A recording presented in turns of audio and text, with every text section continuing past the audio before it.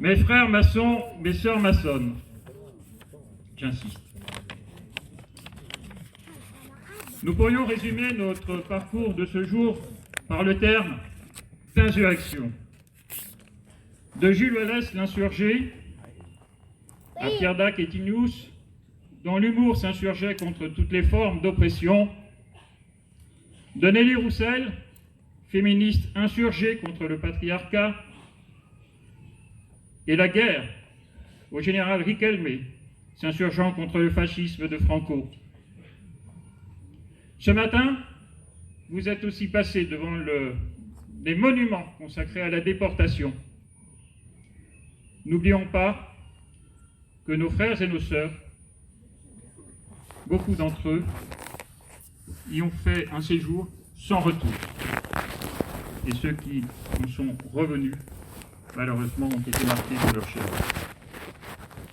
Nous sommes réunis ici au mur des fédérés, et sous nos pieds est la fosse commune des insurgés fusillés de la commune.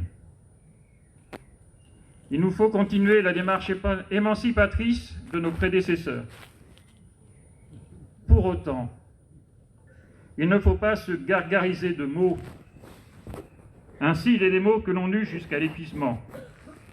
Des mots qu'on répète comme des mantras jusqu'à les rendre transparents, presque vides.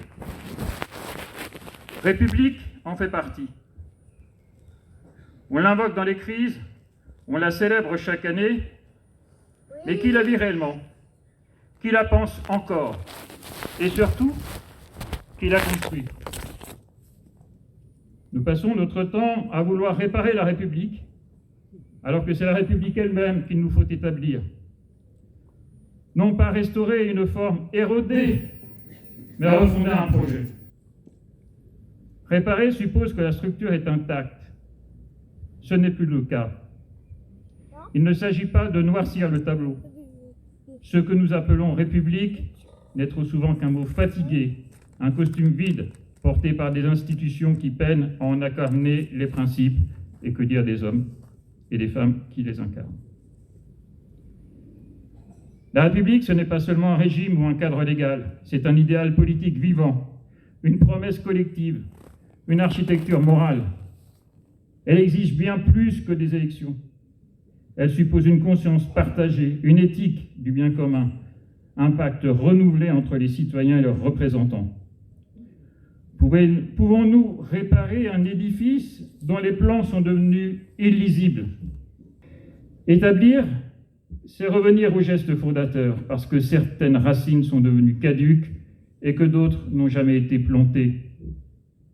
Établir, c'est interroger les fondements. Qu'est-ce qu'être citoyen aujourd'hui? Que signifie la souveraineté dans un monde mondialisé, fragmenté, où nos choix sont liés aux algorithmes? Quels droits, mais aussi quels devoirs voulons-nous vraiment inscrire au cœur de la vie commune? Quelle place pour le peuple, pour la voix directe, pour la contestation? Quelle éducation à la liberté, à l'esprit critique, à la fraternité? La République ne tombe pas du ciel. Elle se forge, elle se pense, elle s'apprend. La République ne tient pas par l'habitude et par l'adhésion. Elle ne vit pas dans les textes, mais dans les pratiques. Il faut plus que des mots. Il faut un dessein, il faut une vision, il faut une volonté. Aujourd'hui, nous formulons un appel à la refondation. Un appel à retrouver la source vive de l'idée républicaine, celle qui unit sans uniformiser, qui élève sans exclure, qui fait de chaque individu un sujet libre et de la société un espace de construction commune. Un appel à l'audace, celle de ne pas craindre les débats, les oppositions, les secousses, car c'est dans la confrontation des idées que la République respire.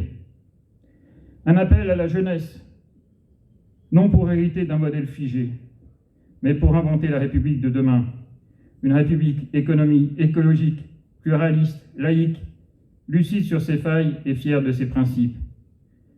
Que tombe le masque des réparateurs fatigués, que se lève une génération de bâtisseurs et d'insurgés de la République et d'insurgés de la République sociale et libertaire. J'ai dit.